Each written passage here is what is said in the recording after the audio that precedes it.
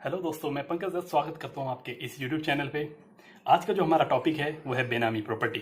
जानेंगे कुछ बेनामी प्रॉपर्टी के बारे में, इसकी टर्म्स के बारे में, अगर हम बेनामी प्रॉपर्टी परचेस करते हैं तो उसके होने वाले कॉन्सिक्वेंसेस के बारे में। ठीक है, तो स्टार्ट करते हैं बेनामी प्रॉपर्टी से। देखिए, सबसे पहला क्वेश्चन यही आता है कि क्या होती है बेनामी प्रॉपर्टी। देखिए, बेनामी प्रॉपर्टी के दो टर्म्स, कैसे किसी प्रॉपर्टी को आइडेंटिफाई करें कि ये बेनामी प्रॉपर्टी है। दो तरीकों से हम किसी भी प्रॉपर्टी को आइडेंटिफाई करेंगे। सबसे पहला, कोई भी प्रॉपर्टी एक ऐसे पर्सन के नाम पे जो एक्चुअल में एग्जिस्ट करता ही नहीं है, जो एक्चुअल में है ही नहीं, उसे हम बोलते हैं फिक्टिटियस पर्सन। कोई भी एक प्रॉपर्टी जो एक ऐसे पर्सन के नाम पे है जो कि फिक्टिटियस पर्सन है, तो इस केस में वो जो प्रॉपर्टी होगी वो होगी बेनामी प्रॉपर्टी। सेकंड केस जो हमारा आ रहा है, देखिए फॉर एग्जाम्पल, एग्जाम्पल से हम समझेंगे। मैं एक प्रॉपर्टी परचेज करता हूँ, वो मैंने प्रॉपर्टी परचेज करी अपने सिक्योरिटी गार्ड के नाम पे। देखिए, उसका कंसिडरेशन मैंने पे किया है, ठीक है, बट जो उस प्रॉपर्टी को होल्ड करके रखता है वो मेरा सिक्योरिटी गार्ड होल्ड करके रखता है। जो भी उससे बेनिफिट होने वाला है प्रॉपर्टी से, वो मैं लेने वाला हूँ, बट मैंने किसके नाम पे परचेज करा है? अपने सिक्योरिटी गार्ड के नाम पे। तो देखो, कहीं ना कहीं मेरी इंटेंशन उस प्रॉपर्टी को लेके कुछ फ्रॉडुलेंट एक्टिविटी या कुछ भी करना हो सकता है। इंटेंशन जो भी हो, अगर ऐसा कोई केस होता है तो वो प्रॉपर्टी भी हमारी बेनामी प्रॉपर्टी होती है। अब देखिए, होता क्या है, कुछ केसेस में कोई हस्बैंड अपनी वाइफ के लिए परचेस करता है, कोई फादर अपने सन के नाम पे परचेस करता है। क्योंकि हमने पढ़ा कि कोई भी प्रॉपर्टी परचेस करी किसी एक पर्सन ने और किसी अनदर पर्सन के नाम पे, तो इस केस में वो प्रॉपर्टी क्या होती है? बेनामी प्रॉपर्टी। बट बात करें जहां husband and wife, father and son, इनका रिलेशन, ये हमारी बेनामी प्रॉपर्टी नहीं होती। क्यों नहीं होती? कुछ कैटेगरीज हैं जिन्हें बेनामी प्रॉपर्टी से एग्जम्प्ट किया गया है, जिनमें से है सबसे पहला एचयूएफ। अगर एचयूएफ कोई भी अपने मेंबर के नाम पे कोई भी प्रॉपर्टी परचेज करता है तो उस केस में वो बेनामी प्रॉपर्टी नहीं होती। कोई भी फिड्यूशियरी रिलेशनशिप के केस में प्रॉपर्टी परचेज करी जाती है, वो भी हमारी प्रॉपर्टी बेनामी प्रॉपर्टी नहीं होती।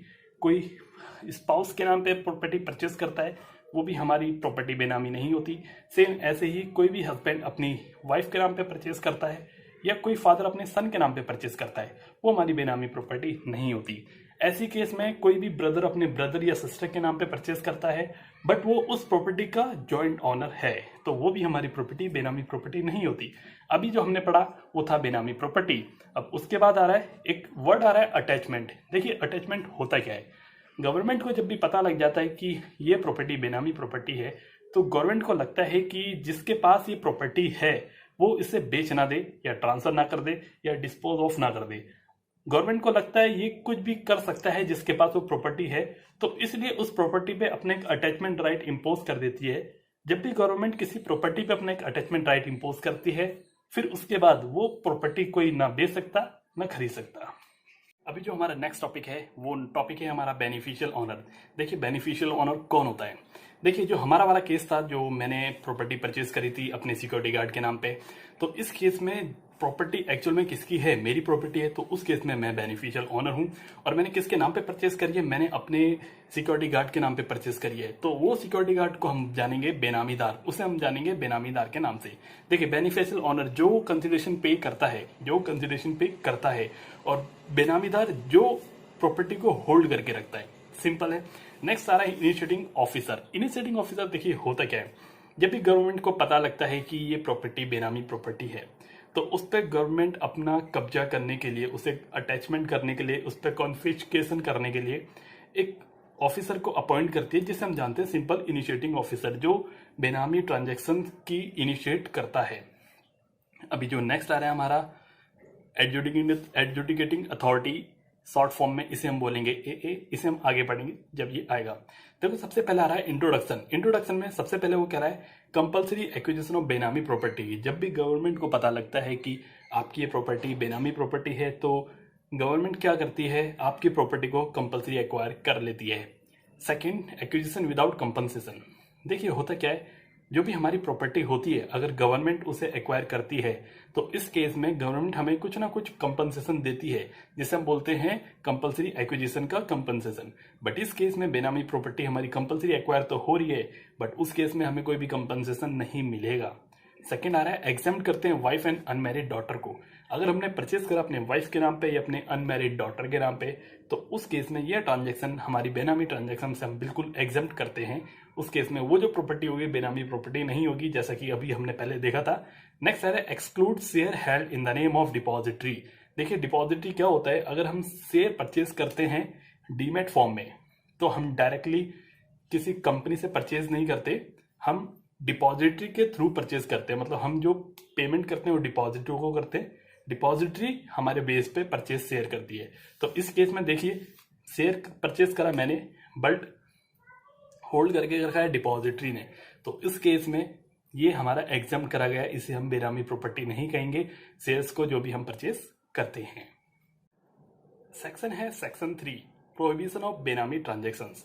मतलब आप बेनामी ट्रांजेक्शन्स में एंटर नहीं कर सकते, उसके लिए आपको मना करा गया है, फिर भी आप करते हो। देखिए बेनामी जो एक्ट था, बेनामी प्रोहिबिशन ट्रांजैक्शन एक्ट था, वो आया था हमारा 1988 में। बट जब से मोदी गवर्नमेंट आई है 2014 में, उसके 2 साल बाद ही मोदी गवर्नमेंट को लगा कि ये बेनामी प्रॉपर्टी को ट्रांजेक्शन्स वाला जो एक्ट है ये बहुत ही लिबरल एक्ट है। मतलब बहुत ही सिंपल है, कोई भी ट्रांजेक्शन करके चला जाता है और इजीली छूट जाता है। ना ही पेनल्टी कुछ बहुत अच्छी खासी थी, ना ही कुछ जेल का कोई ऐसा सच प्रोविजन था।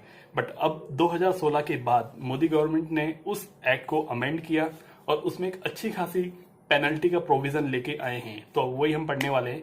अगर वो ट्रांजैक्शन एंटर हुआ है 2016 से पहले या 2016 के बाद, अगर एंटर हुआ है ट्रांजैक्शन 2016 से पहले, बिफोर कमेंसमेंट ऑफ बेनामी ट्रांजैक्शन प्रोविजन अमेंडमेंट एक्ट 2016, तो इस केस में आपको जो जेल होती थी, सजा होती थी, 3 साल तक की सजा होती थी, या फिर फाइन होता था, या फिर दोनों हो सकते थे। बट अगर आपने एंटर किया है 2016 के बाद, तो आपको सजा होगी 1 से 7 साल तक की आपको सजा होगी, प्लस फाइन देना पड़ेगा up to 25% of market value. जो एक 2016 से पहले हमने एंटर किया ट्रांजैक्शन, उसमें सजा और पेनल्टी उन दोनों से कोई भी एक हो सकता है या दोनों भी हो सकते हैं। मतलब दोनों हो ये जरूरी नहीं है। बट 2016 के बाद वाले ट्रांजैक्शंस अगर आप जाते हो तो उसमें आपको दोनों चीज ही होनी है। पेनल्टी का अमाउंट भी बढ़ गया है, प्लस जेल का अमाउंट भी बढ़ गया है। तो ये था हमारा प्रोहिबिशन ऑफ बेनामी ट्रांजैक्शन सेक्शन 3। अब बात करें हमारे नेक्स्ट सेक्शन की, सेक्शन 4 की, prohibition of right to recover benami property held. मतलब कोई भी हमारी एक ऐसी प्रॉपर्टी जो कि बेनामी प्रॉपर्टी हमने रखी हुई है, तो उस पर हम कोई अपना राइट नहीं ले सकते। फॉर एग्जाम्पल सरकार ने, गवर्नमेंट ने उस बेनामी प्रॉपर्टी को एक्वायर कर लिया, तो ना तो हम कुछ सूट, क्लेम या एक्शन ले सकते उस बेनामी प्रॉपर्टी के लिए, और ना ही हमारे पास कोई डिफेंस है उस चीज के लिए। Defence in the sense, defence क्या होता है, लाइक अगर मैं किसी भी अथॉरिटी के डिसीजन से खुश नहीं हूं तो मैं उसकी नेक्स्ट हायर अथॉरिटी को अपील कर सकता हूं। बट इस केस में मैं किसी को अपील नहीं कर सकता, इसलिए मुझे कोई डिफेंस नहीं है। नेक्स्ट जो हमारा आ रहा है वो सेक्शन 6 आ रहा है, provision of retransfer of property by बेनामीदार।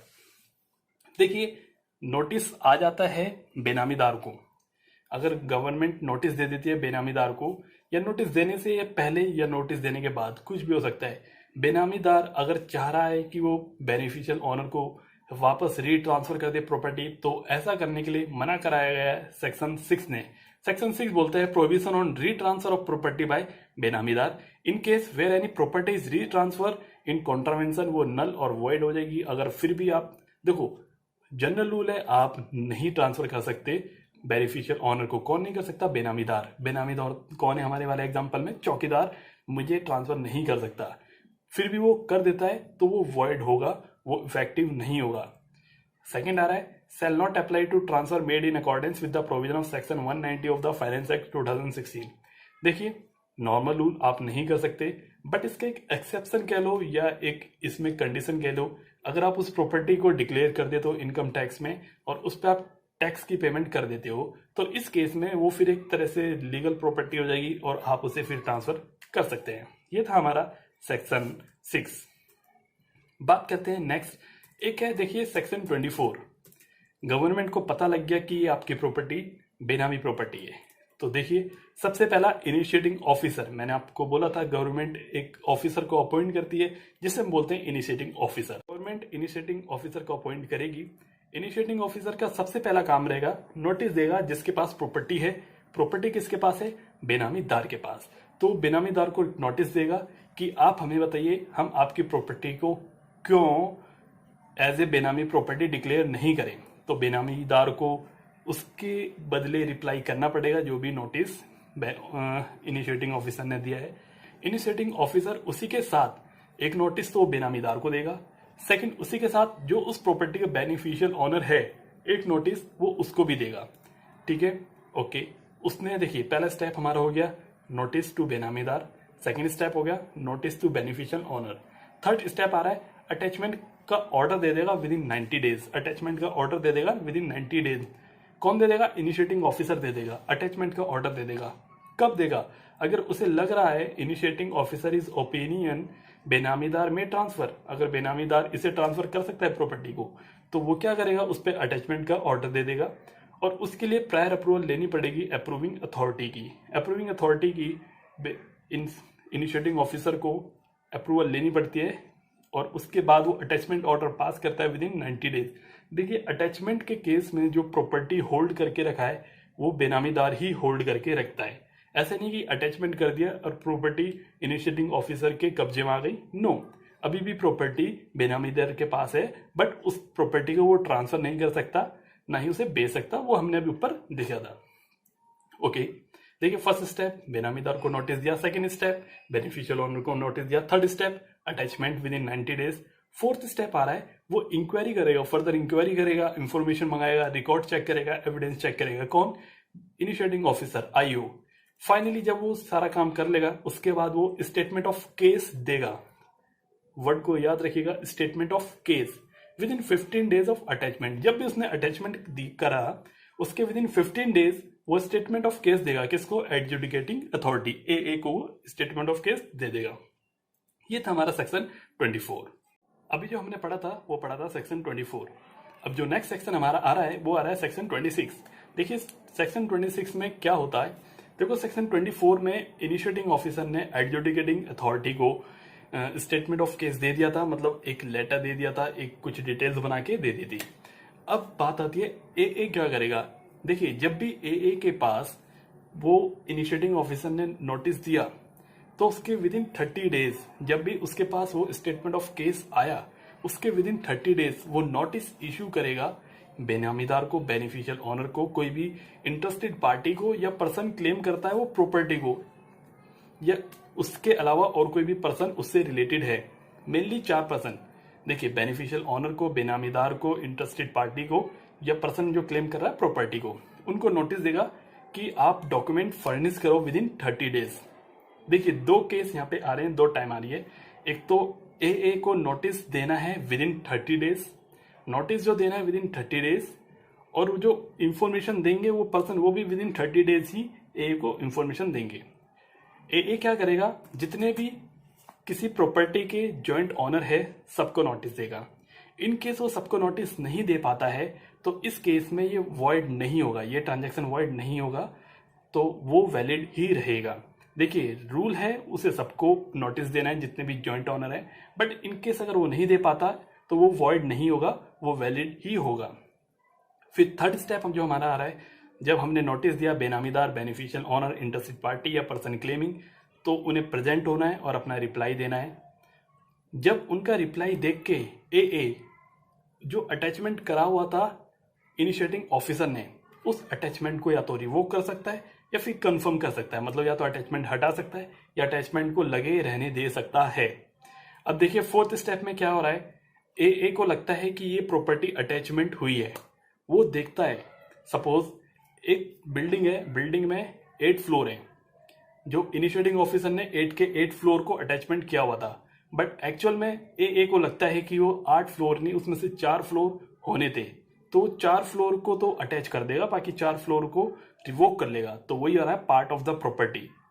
या फिर उसका सेकंड केस, इनिशिएटिंग ऑफिसर ने बिल्डिंग को पूरा अटैच किया हुआ था, एडजुडिकेटिंग अथॉरिटी देखता है और उसे पता लगता है कि इस बिल्डिंग के बराबर साइड वाली बिल्डिंग भी अटैच होनी है, वे भी बेनामीदार प्रॉपर्टी है, तो इस केस में वो उस प्रॉपर्टी को भी ऐड कर सकता है, या other new property. Fifth step हमारा यही है, अदर न्यू प्रॉपर्टी। नेक्स्ट जो आ रहा है जॉइंट ऑनर, जैसे प्रॉपर्टी का केस था, ऐसी जॉइंट ओनर का केस है, अगर उसे बाद में पता लगता है कि ये भी जॉइंट ओनर है तो उसे भी कंसिडर करा जाएगा। देखिए 7th जो हमारा आ रहा है ऑर्डर अंडर सबसेक्शन 3, मतलब जो भी ऑर्डर हमें जो सबसेक्शन 3 का ऑर्डर है वो ऑर्डर रिवोकिंग और confirming attachment shall not passed after 1 year from the end of the month in reference to under section 25(4) made by initiating officer. Simple सी बात है, जब भी 24 सेक्शन 24 सबसेक्शन 5 में इनिशिएटिंग ऑफिसर ने जो भी हमारा ऑर्डर दिया था उसके विद इन 1 year में आपको ये ऑर्डर दे देना है। देखिए अभी तक 26 सेक्शन की बात करी थी हमने। सेक्शन 26 तक प्रॉपर्टी अभी तक अटैचमेंट में ही है, मतलब प्रॉपर्टी अभी बेनामीदार के पास ही है, उसे गवर्नमेंट ने अपने कब्जे में अभी तक नहीं लिया है। देखिए अब एक टाइम बाद गवर्नमेंट को उस प्रॉपर्टी को अपने कब्जे में लेना पड़ेगा। अब वो कब लेगी? देखिए होता क्या है, प्रॉपर्टी को अटैच कर दिया, अटैचमेंट कर दिया, तो बेनामीदार जो भी उसका बेनामीदार है उसके पास एक ऑप्शन होता है, वो इस चीज़ के लिए अपील फाइल कर सकता है। देखिए किस चीज़ के लिए अपील फाइल नहीं कर सकता, हमने पढ़ा था नो डिफेंस पीछे, किस चीज़ के लिए अपील फाइल नहीं कर सकता, आप बेनामी ट्रांजैक्शंस में एंटर कर चुके हैं बट आपको लगता है कि अटैचमेंट नहीं होनी चाहिए थी, तो इस केस में आप अपील कर सकते हैं सेक्शन 46 में। बट अभी मैं उस पर नहीं जा रहा, बस मैं बता रहा हूँ आप अपील कर सकते हैं। एक हमारा जो नेक्स्ट सेक्शन है सेक्शन 27, बेसिकली मैं इसी के लिए बात कर रहा था। सेक्शन 27 में क्या होता है कि जो भी बेनामीदार है उसने ना तो अपील फाइल करी हुई है और उसकी प्रॉपर्टी पे अटैचमेंट ऑर्डर कंफर्म हो चुका है पिछले वाले सेक्शन 26 में।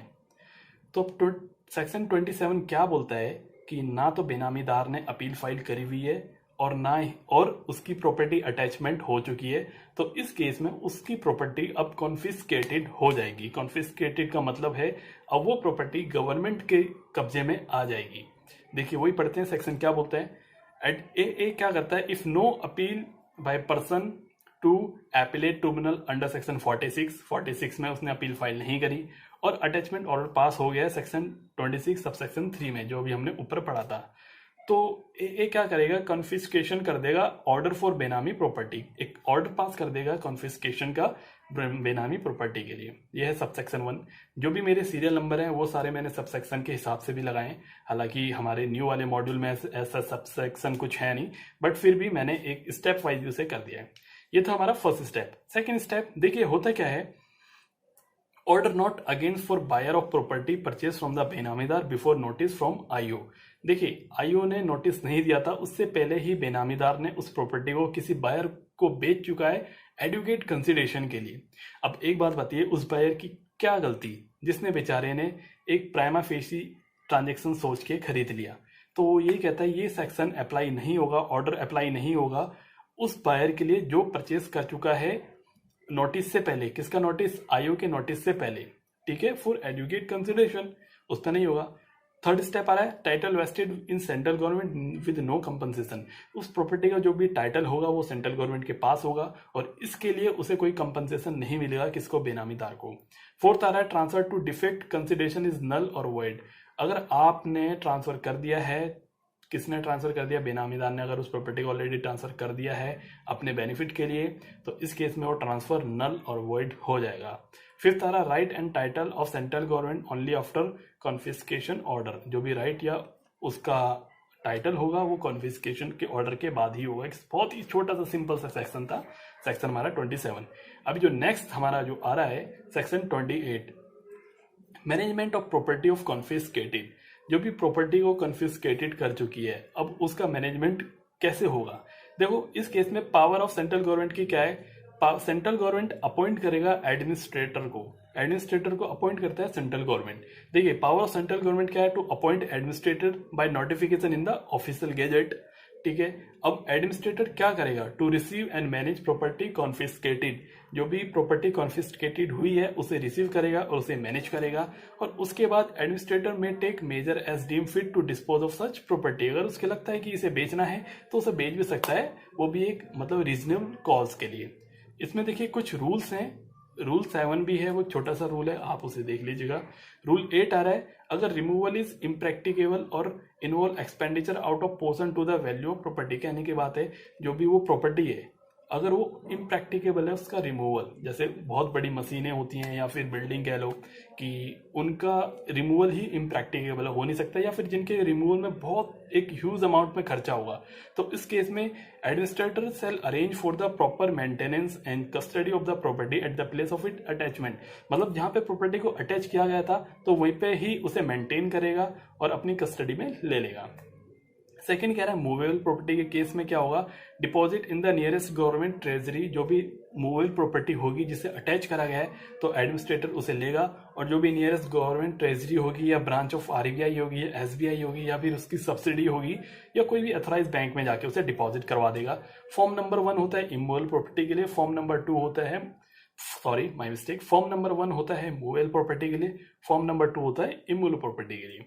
एक रूल 9 आ रहा है, रूल 9 एक छोटा सा ही है, कुछ है नहीं इसमें। Where the CG direct that property vested in section 27 to be dispose of, मतलब अगर सीजी को लगता है कि प्रॉपर्टी को डिस्पोज ऑफ मतलब सेल करना है तो एडमिनिस्ट्रेटर अकॉर्डिंगली उसे सेल कर देगा। तो ये था हमारा सेक्शन 28। अभी जो नेक्स्ट हमारा सेक्शन आ रहा है सेक्शन 29, बहुत ही इंटरेस्टिंग सेक्शन है। देखिए एडमिनिस्ट्रेटर, अब एडमिनिस्ट्रेटर क्या करेगा, एडमिनिस्ट्रेटर ऑर्डर कर देगा 7 डेज में टू सरेंडर और डिलीवर द बेनामी प्रॉपर्टी। एडमिनिस्ट्रेटर ऑर्डर देगा बेनामीदार को, क्योंकि देखिए अब उसे एडमिनिस्ट्रेटर को कॉन्फिस्केटेड करना है, तो एडमिनिस्ट्रेटर बेनामीदार को क्या करेगा, ऑर्डर देगा कि आप 7 दिनों के अंदर अंदर इस प्रॉपर्टी को क्या करना है, इस प्रॉपर्टी को आप सरेंडर करो या डिलीवर करो हमें। ठीक है, अब एडमिनिस्ट्रेटर के पास 2 ऑप्शन, या तो वो सरेंडर कर देगा, मतलब अच्छा एडमिनिस्ट्रेटर है, समझता है, फॉलो कर रहा है रूल्स को, या तो सरेंडर कर देगा, फिर तो कोई दिक्कत नहीं है। अगर वो सरेंडर नहीं कर रहा मतलब कुछ लोचा करने वाला है, तो देखिए एडमिनिस्ट्रेटर रिक्वेस्ट करेगा पुलिस ऑफिसर को। इस केस में एडमिनिस्ट्रेटर के पास पावर होती है, वो पुलिस ऑफिसर की असिस्टेंस ले सकता है, तो रिक्वेस्ट करेगा पुलिस ऑफिसर को, और इस केस में पुलिस ऑफिसर क्या करेगी, इस प्रॉपर्टी को फोर्सफुली उसको अपने कब्जे में ले लेगी और बाद में वो एडमिनिस्ट्रेटर को हैंड ओवर कर देगी। तो ये था हमारा बहुत ही छोटा सा सेक्शन बट बहुत ही इंटरेस्टिंग सेक्शन, सेक्शन 29। अभी जो नेक्स्ट आ रहा है हमारा कुछ पेनल्टी का आ रहा है। देखिए पेनल्टी हमने देखी थी, पेनल्टी फॉर बेनामी ट्रांजेक्शन। देखिए एक हमने उसकी देखी थी, अगर हम बेनामी ट्रांजेक्शन करते हैं तो उसके लिए क्या पेनल्टी है, उसमें देखिए क्या बोलता है, बेनामीदार और बेनिफिशियल ऑनर और अदर पर्सन अबेट और include any person to enter into transaction, मतलब किसी भी पर्सन को फोर्सफुली या फिर किसी भी तरीके से प्रॉपर्टी बेच देता है, ठीक है, तो उसके लिए पेनल्टी होती है 1 से 7 साल और रिगोरस इम्प्राइजनमेंट। रिगोरस इम्प्राइजनमेंट का मतलब होता है थोड़ी कठिन सजा, कठिन सजा इन द सेंस आपको जेल के अंदर कुछ काम करना पड़ेगा और आपको आपके रिश्तेदारों से भी मिलने नहीं दिया जाएगा। उसके बाद आ रहा है फाइन आप पे लगेगा 25% ऑफ फेयर मार्केट वैल्यू। वही अगर बात करें पेनल्टी फॉर फॉल्स इंफॉर्मेशन, अगर किसी भी बेनामीदार ने, फॉर एग्जांपल बेनामीदार ने कोई भी गलत इंफॉर्मेशन दी है तो उसके लिए उसको सजा होगी 6 महीने से 5 साल plus 10% of fair market value. ये 2 सेक्शंस की पेनल्टी थी। मैंने एक पेनल्टी को एक कंसाइज करके रखा हुआ है। देखिए पेनल्टी अगर बेनामी ट्रांजेक्शन में प्रवेश करता है, बेनामी ट्रांजेक्शन में प्रवेश करता है तो सेक्शन 3 अप्लाई होगा, या बेनामी प्रॉपर्टी को बेच दिया है तो सेक्शन 53 अप्लाई होगा। इस केस में वही 1 साल से 7 साल तक की सजा plus 25% of fair market value, और अथॉरिटी को गलत इंफॉर्मेशन देता है तो सेक्शन 24, उस केस में 6 महीने से 5 साल की सजा plus 10% of fair market value को प्रॉपर्टी का हमारा फाइन लगेगा। ये था हमारा मेन सेक्शंस बेनामी प्रॉपर्टी के। तो आज का सेक्शन यही समाप्त करते हैं, यही फिनिश करते हैं। Thank you so much.